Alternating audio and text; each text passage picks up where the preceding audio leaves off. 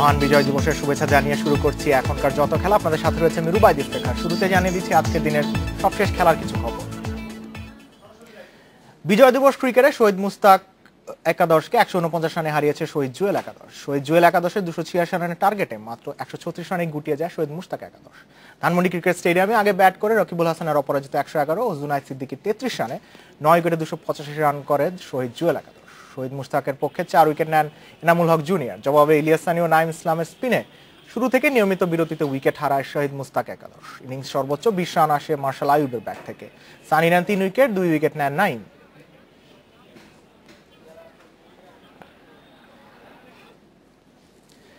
বিজয় দিবস cricket match আয়োজনের পেছনে যে ভাবগাম্ভীর্য ও আবেগ কাজ করে তাকে সম্মান জানাতেই প্রতি বছর এতে অংশ নেন দেশেরা ক্রিকেট তারকারা। দেশকে ভালোবাসার মধ্যে দিয়ে এগিয়ে নিয়ে যেতে হবে ক্রিকেটকে, এমন ধারণা পোষণ করেন সাবেক কিংবা বর্তমান সকলেই।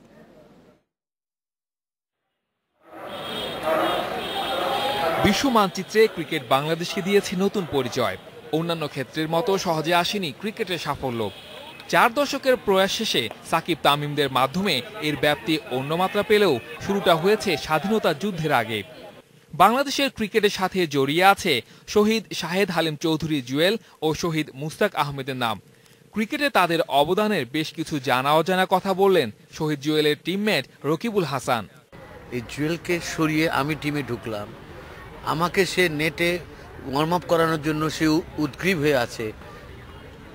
আমার কাছে অবাক। আর আজকালকার দিনে যদি আমি কাউকে সরিয়ে সাকিবের জায়গায় আরেকজন ঢুকে যায়, দেখা যায় খুব কমই যে সে এসে তাকে প্র্যাকটিস করাবে, চুপচাপ বসে থাকে। তো এই জিনিসটা মানে আমি কোনোদিন ভুলবো না। আমি অনুরোধ রাখবো বাংলাদেশ ক্রিকেট বোর্ডের কাছে যে স্ট্যান্ড দুটো করা হয়েছে, একটা জুয়েল স্ট্যান্ড, একটা মুস্তাক স্ট্যান্ড, এই স্ট্যান্ডের যেখানে জুয়েল যেখানে মুস্তাক ওখানে যদি তাদের একটা মুরাল করে দেয় তাদের ছবি দিয়ে বা একটা বড় পিকচার, মানুষজনকে জানতে হবে সে জুয়েল কি, মানুষজনকে জানতে হবে যে মুস্তাক কে ছিল। মুস্তাক আমার ক্রিকেট গডফাদার ছিল। পূর্বসূরীদের অবদান ভোলার নয়, ভুলতে চায়ও না আজকের প্রজন্ম। তাদের দেখানো পথ পাড়ি দিয়ে বাংলাদেশের ক্রিকেটকে অনেক দূর নিয়ে যেতে চায় আজকের টাইগাররা। আমরা চেষ্টা করি আর কি যে ক্রিকেটের মাধ্যমে যে পুরো বাংলাদেশকে বোঝানো যায় যে ক্রিকেট একটা জিনিস যার মাধ্যমে পুরো বাংলাদেশকে বোঝানো যায় যে বাংলাদেশের দেশপ্রেম আছে। যখন দেশের বাইরে যাই বাংলাদেশের ফ্ল্যাগটা আমাদের সবসময় কিন্তু আমাদের ক্রিকেট বোর্ডের লোগোর সাথে বাংলাদেশের ফ্ল্যাগটাও কিন্তু উড়ে যে কোনো দেশেই। সো আমাদের এটা আমরা রিপ্রেজেন্টেটিভ একটা বাংলাদেশের। আর আজকের দিনের এই ম্যাচটার কথা যদি বলি যে আসলে আমাদের বলা হয় আমরা চাইলেও কিন্তু এটা ব্রেক নিতে পারতাম, কিন্তু আমরা আমার নিজের তাগিদেই খেলি আর দেশের কথা চিন্তা করে আমরা এই ম্যাচটা খেলি। 16 ডিসেম্বর বিজয়ের এই দিনে প্রতি বছর বিজয় দিবস ক্রিকেটের আয়োজন করে বাংলাদেশ ক্রিকেট বোর্ড। মুক্তিযুদ্ধের চেতনা ধারণ করে ক্রিকেটের পথ চলাকে বরাবরই উৎসাহ জুগিয়ে এসেছে এই আয়োজন। Saiful Majumdar, independent news, Dhaka.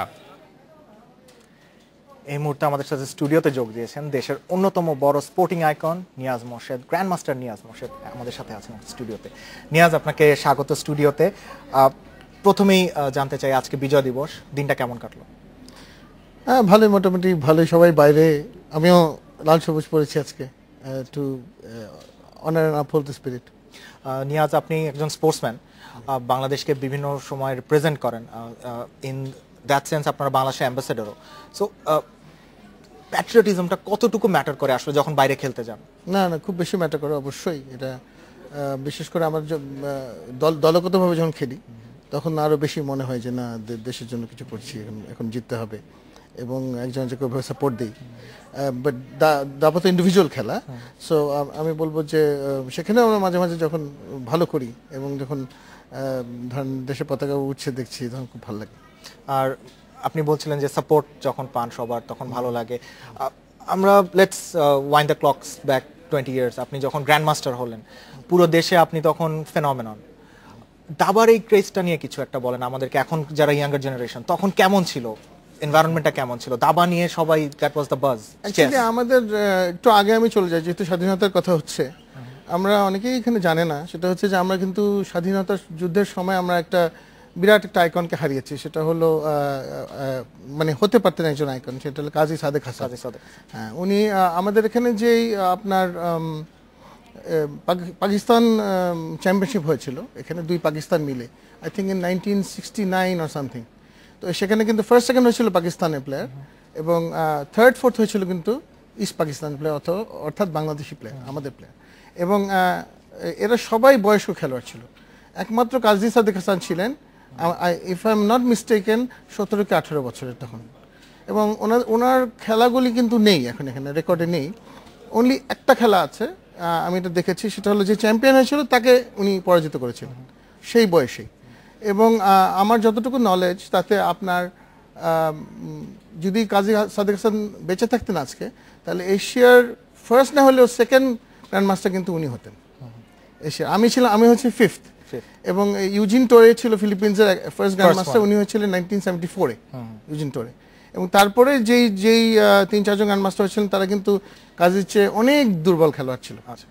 তো এটা আমি বলবো যে আমাদের দেশে একটা বিরাট লস, আমাদের দাবাকে হয়তো এটা আরো 10 বছর পিছিয়ে দিয়েছে এই জিনিসটা। নিয়াজ, আপনি সাদেক হাসানের কথা বলছিলেন, সেখান থেকে যদি শুরু করে আপনার পর্যন্ত একটা টাইম ফ্রেম দেখি, তখন দাবার এনভায়রনমেন্টটা কেমন ছিল, বা তখন ওভারঅল স্পোর্টসে একটা বাস ছিল, ক্রিকেট হ্যাপেনিং খেলা ছিল, ফুটবল সব থেকে জনপ্রিয় ছিল, দাবাটা কেমন ছিল? অবশ্যই দাবা খুবই একটা ইম্পর্টেন্ট খেলা ছিল, বিকজ আন্তর্জাতিকভাবে কিন্তু আমরাই প্রথম সম্মানগুলি বয়ে আনি দাবার ব্যাপারে।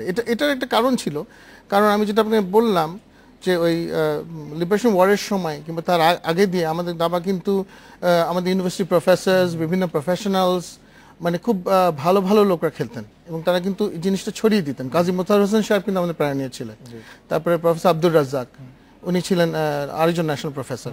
এরকম অনেকেই কিন্তু আমাদের এই দাবা খেলাটাকে দেশে প্রচার এবং প্রসারে সহযোগিতা করেছেন, এবং এই পরিবেশের কারণে কিন্তু আমরা সেখান থেকে অ্যাজ এ লেগাসি আমরা কিন্তু পরে উঠে এসেছি।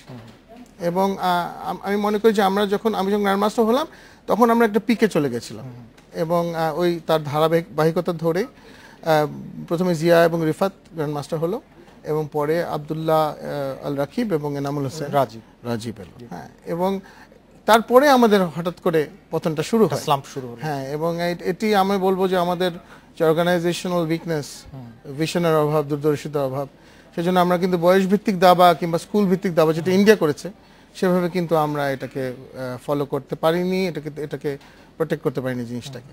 এবং আস্তে আস্তে এটা মিডিয়া থেকে হারিয়ে গেছে, হেডলাইন থেকে হারিয়ে গেছে, এবং এখন একটা ভিশাস সার্কেলের মধ্যে আমরা। নিয়াজ, আমরা দাবার ড্রব্যাকগুলোতে পরে আসি, আমরা আগে দাবাকে একটু সেলিব্রেট করে নিই। আমাদের one of the most celebrated sports ছিল একটা সময়। দাবার কোন জিনিসগুলো এখন আপনি যখন দেখেন, আমরা জানি অনেক ড্রব্যাকস আছে, আমরা এতটা পোটেনশিয়াল অনুযায়ী আমরা আগাতে পারিনি, তারপরও কোন জিনিসগুলো আপনাকে আনন্দ দেয়? ওকে, এই কয়েকদিন আগে আমাকে গ্যারি কাসপারভ ফোন করেছিল, very happy thrill to have a phone call from one of the greatest player of all time, এবং সে জানে যে সে ফিডি ইলেকশনসে দাঁড়াচ্ছে, ইন্ডিয়ার সাপোর্ট পাবে না এবার। তো সে বললো যে তাহলে আমি যেখানেই না যাই আমি বাংলাদেশে আসবো, because it's the only country in this region other than India chess tradition, no with chess tradition, এই কথাটা বলছে। বিকজ আমরা যদিও পিছিয়ে পড়েছি অনেক with 5 grandmasters, India 33-34 grandmasters already, কিন্তু আমরা এখনো শ্রীলঙ্কা, পাকিস্তান, নেপাল, ভুটান, থাইল্যান্ড, আফগানিস্তান, এই রিজনে যারাই আছে আশেপাশে তাদের থেকে 20 বছর আগানো।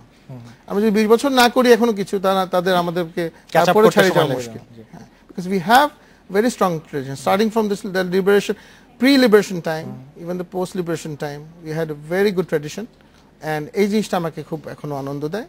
এবং এখন যখন আমরা অলিম্পিয়াডে যাই, ওয়ার্ল্ড চেস টিম চ্যাম্পিয়নশিপে যাই, we have still a very strong team এখন পর্যন্ত। তবে আমি আশা করব যে things will change, and আমরা যদি এটা আরো ভবিষ্যতে ধরে রাখতে পারি, এটা আমাদের অর্গানাইজেশন, দেশের মানে government, ministry of sports plus private যারা স্পন্সর পৃষ্ঠপোষক আছেন তারা এটা খেয়াল করবেন।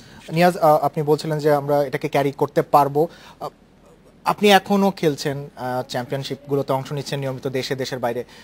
লোকাল আপকামিং ইয়াংস্টার্স কাদের খেলা আপনার চোখে পড়েছে, বা কি মনে হয় বাংলাদেশে ওই ট্যালেন্টটা কি আছে টু ক্যারি ইট ফরওয়ার্ড, আবারও বিশ্বমানে পৌঁছানোর মতো? যেমন প্রথম কথা হচ্ছে যে আমি এখনো ন্যাশনাল টিমে, এটা হওয়া উচিত না। আমি যদি I should have been beaten badly by this time, যদি আমাদের সেভাবে খেলোয়াড়রা যদি উঠতো, কিন্তু উঠছে না দেখে এই অবস্থা সৃষ্টি হচ্ছে। তবে রিসেন্টলি ফাহাদ এসছে, I am very glad, although তার যেই ডেভেলপমেন্ট হচ্ছে বা যে কোচিং সে কারোর থেকে নিচ্ছে না, নিজে নিজে করার চেষ্টা করছে, এই জিনিসগুলো আমার পছন্দ না। বাট তারপরে আমি বলবো যে অন্তত আমরা হারাধনের একটি ছেলে এবং আমাদের সে মানে একজন এসছে। এছাড়া আরেকটু কিছু এইজেড ট্যালেন্টের মধ্যে মিনাজউদ্দিন আহমেদ আছেন, তারপরে মেয়েদের মধ্যে শাইমা আক্তার লিজা আছেন। তো I hope she can become the first WGM in Bangladesh. মানে উইমেন্স গ্র্যান্ড মাস্টার তো নেই, নিয়মিত হতে পারেননি। She is younger, I hope she will fulfil that, মানে বাংলাদেশের সেই চাওয়াটা। নিয়াজ, আমরা দাবা নিয়ে আরো কথা বলবো, একটা ব্রেক নিতে হচ্ছে এখন। নিয়াজ মোর্শেদের সাথে আরো কথা হবে দাবা নিয়ে, আমাদের সাথেই থাকুন।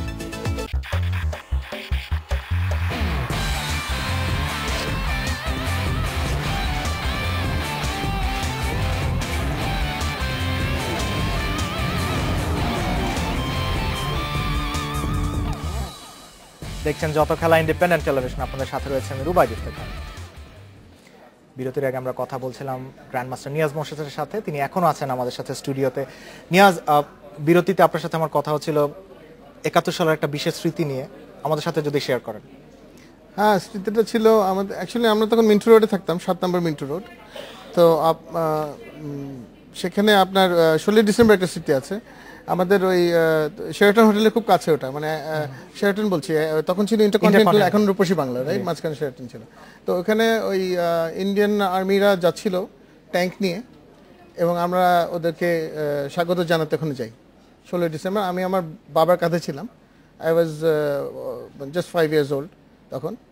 এবং আমার এখনো মনে আছে যে আমি হাত বাড়িয়ে হ্যান্ডশেক করছি উইথ ইনজার্ড ইন্ডিয়ান সোলজার যারা ইয়েতে শুয়ে আছে, ট্যাঙ্কের উপরে শুয়েছিল, পায়ে প্লাস্টার, হাতে প্লাস্টার বাঁধা।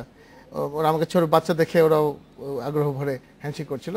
এই সময় একটা আসলে পাকিস্তানি আর্মি কন্টিনজেন্ট ওই শেরাটনের পিছনে রমনা পার্কে ওখানে তারা আটকা পড়ে গেছিল, এবং দে ডিড নট নো যে পাকিস্তান করে দিয়েছে। অ্যান্ড তখন ওরা ওখান থেকে হেভি মেশিন গান ফায়ারিং আরম্ভ করে, এবং তখন আমরা এখন অনেক লোক ছিলাম, অ্যাবাউট 100 and 150 হব। তো আমরা কোনো রকমে মানে ওখান থেকে, আমার বড় ভাই ছিল সাথে, অ্যান্ড আমি আমার বাবার কাছে ছিলাম, ওখান থেকে আমরা দৌড়ে বাসায় যাই। ওই শেরাটন থেকে মনে হচ্ছিল অনেক লম্বা পথ, এবং বিশেষ করে আমি তো আমার বাবার পিঠে ছিলাম, এবং যে কোনো সময় বুলেট এসে লাগতে পারতো। এখন হাসছি, বাট এটা খুব সিরিয়াস একটা ব্যাপার ছিল। কিছু লোক এখানে মারা যায় ওই দিন আই থিঙ্ক কিছু সোলজার্সও মারা যায় বোধ হয় ওই ইনসিডেন্টে। It's a very serious incident. যাই হোক, পরে ওরা বুঝতে পারে পাকিস্তানিরা, অ্যান্ড তারা সারেন্ডার করে। কিন্তু এটা প্রায় আপনার 15-20 মিনিটস এটা এই ঘটনাটা চলেছিল। নিয়াজ, আমরা লাকি, আপনি লাকি যে ব্যাপারটা বেশি সিরিয়াস হয়নি। বাংলাদেশ আরো বেশি লাকি যে আমরা ইউআর আনহার্মড। নিয়াজ, এখন আমরা একটু দাবার দিকে আবারও ফিরি, দাবার বোর্ডের ফিরি, খেলা নিয়ে কথা বলি। আমরা বিরতির আগে কথা বলছিলাম ইয়াংস্টার্সদের নিয়ে। আপনারা যখন দাবা খেলতে গিয়েছেন ইয়াং এজে, বা আপনিও ইয়াংস্টার ছিলেন একটা সময় আপকামিং, বাইরের গ্র্যান্ড মাস্টারদের সাথে বা বাইরের দাবা খেলোয়াড়দের সাথে আমাদের দাবা খেলোয়াড়দের কি কোনো আসলে পার্থক্য আছে? আমাদের এমনি জেনারেলি বাংলাদেশে আমরা যেরকম অন্যান্য স্পোর্টসের ক্ষেত্রে কোয়ালিটিটা জাজ করতে পারি, দাবার ক্ষেত্রে কি সেটা জাজ করা সম্ভব? সে বাংলাদেশের ব্যাপারে আলাদা করে যা সম্ভব না, বাট জেনারেলি এশিয়ানদের সাথে একটা ইউরোপিয়ানদের ডিফারেন্স আছে। আর বিশেষ করে সোভিয়েত স্কুল, যেটা এক্স সোভিয়েত স্কুল, মানে রাশিয়া এবং সারাউন্ডিং কান্ট্রিজ, তাদের সাথে একটা গুণগত মানে পার্থক্য দেখা যায় এখন পর্যন্ত এটা আছে। তবে এর মধ্যে অনেক দেশই বেশ ভালো উন্নতি করেছে এবং তাদের নিজস্ব একটা স্টাইল গ্রো করেছে, যেমন ইন্ডিয়া, চায়না। বাট আমরা এখনো সেরকম কিছু করতে পারিনি। তবে অপেক্ষাকৃতভাবে আমাদের খেলোয়াড়রা এখনো, আমি বলবো যে মানসিকভাবে এবং আপনার বিশেষ করে যখন পরিস্থিতিটা যখন একটু কঠিন হয়ে যায়, তখন তাদের এখন আমার মনে হয় যে মেন্টাল স্ট্রেংথটা এখনো not up to the mark. আচ্ছা, আর নিয়াজ, আপনি বারবার বলছিলেন যে আমাদের এখানে খেলোয়াড়দের, আপনি বারবার এই কথাটা বলেন যে খেলোয়াড়দের আরো বেশি ম্যাচ খেলা উচিত, ইন্টারন্যাশনাল নর্মস, আমাদের গ্র্যান্ডমাস্টার নর্ম সেটা কমে যাচ্ছে। আপনি ফার্স্ট পার্টে আমরা কথা বলছিলাম যে আপনি বলছিলেন ফেডারেশনের কিছু দুর্বলতা রয়েছে, ঘাটতিগুলো স্পেসিফিক কোন জায়গায়, যদি আপনি 2-1টা ইস্যু তুলে ধরেন আমাদের সামনে। আসলে জিনিসটা তো এখন থেকে নয়, জিনিসটা প্রায় এটা 15-20 বছর ধরে আমরা এই গাফলতিটা করছি। So already lot of damage has been done. যে জিনিসটা করা দরকার ছিল সেটা হলো যে বয়সভিত্তিক দাবা এবং স্কুল দাবা অবশ্যই ইন্ট্রোডিউস করা ছিল। এটা হলো মেইন প্রবলেমটা, কারণ দাবা হচ্ছে চাইল্ড প্রডিজিকে, আমি বারবার বলেছি যে এটা আপনার কিন্তু 12-13 বছর বয়সে খেললে হবে না, এটাকে আপনার 5-6 বছর থেকে শুরু করতে হবে, এবং 10-11-র মধ্যে একটা একটা প্লেয়ার পরিণত খেলোয়াড় হয়ে যাবে। এটা এখনকার চল, কিন্তু আমাদের এখানে এটা হচ্ছে না, এবং এইটার জন্য আমাদের ফেডারেশন অর্গানাইজিং এদের ভিশন দরকার ছিল, যেটা কখনো ছিল না। এখন যদি কেউ করতে চায় জিনিসটা, তাকে অবশ্যই অনেক কষ্ট করতে হবে, বিকজ তাকে 5-7 বছর এই রেগুলার স্কুলে একটা প্ল্যাটফর্ম করে স্কুলগুলোর মধ্যে দাবাটা ছড়িয়ে তারপরে অপেক্ষা করতে হবে টু গেট গুড প্লেয়ার্স। তবে এই ক্ষেত্রে একটা জিনিস আমি বলি, আমার কাছে যেটা মনে হয়েছে যে খেলাটা শুধু তো সবাই তো আর ক্যাসপারভ হওয়ার জন্য খেলে না, আনন্দ হওয়ার জন্য খেলে না, এবং গ্র্যান্ড মাস্টার হওয়ার জন্য খেলে না। এটা খেলাটা কিন্তু আপনার বাচ্চাদেরকে শেখানোর জন্য একটা অত্যন্ত সুন্দর বিষয়, কারণ এটা একটা প্র্যাকটিস, একটা kind of extension to the studies they have. এটা আপনাকে পেশেন্স শেখায়, স্ট্র্যাটেজিক প্ল্যানিং শেখায়, এটা আপনাকে আরও অনেক কীভাবে একটা জিনিস ব্যাটল করতে হয় খুব ইয়াং এজে শেখায়, যেটা অনেক সময় আউটডোর গেমস আপনার সম্ভব হয় না বিভিন্ন কারণে, কিন্তু এটা আপনাকে এই জিনিসগুলি ট্রেনিং দেয়। সো আমার মনে হয় চেস ফর অল হিসাবে এটা স্কুলগুলিতে ইন্ট্রোডিউস করাটা এখন প্রথম কাজ আমাদের। নিয়াজ মোর্শেদ, আমরা আশা করছি আপনার কথা শুনছেন স্কুলগুলো, প্যারেন্টসরা, ফেডারেশন। অসংখ্য ধন্যবাদ আজকে আমাদের স্টুডিওতে সময় দেওয়ার জন্য। আপনাকেও ধন্যবাদ, এবং দর্শকদের বিজয় দিবসের শুভেচ্ছা। আমার খুব ভালো লেগেছে আজকে এখানে কথা বলছিলাম তো ওয়ান অ্যান্ড অনলি নিয়াজ মোর্শেদের সাথে। এখন এই পর্যন্তই, আরও একজনে দেখা হবে খুব শীঘ্রই। তখন ভালো থাকুন, সুস্থ থাকুন, খেলার সাথেই থাকুন।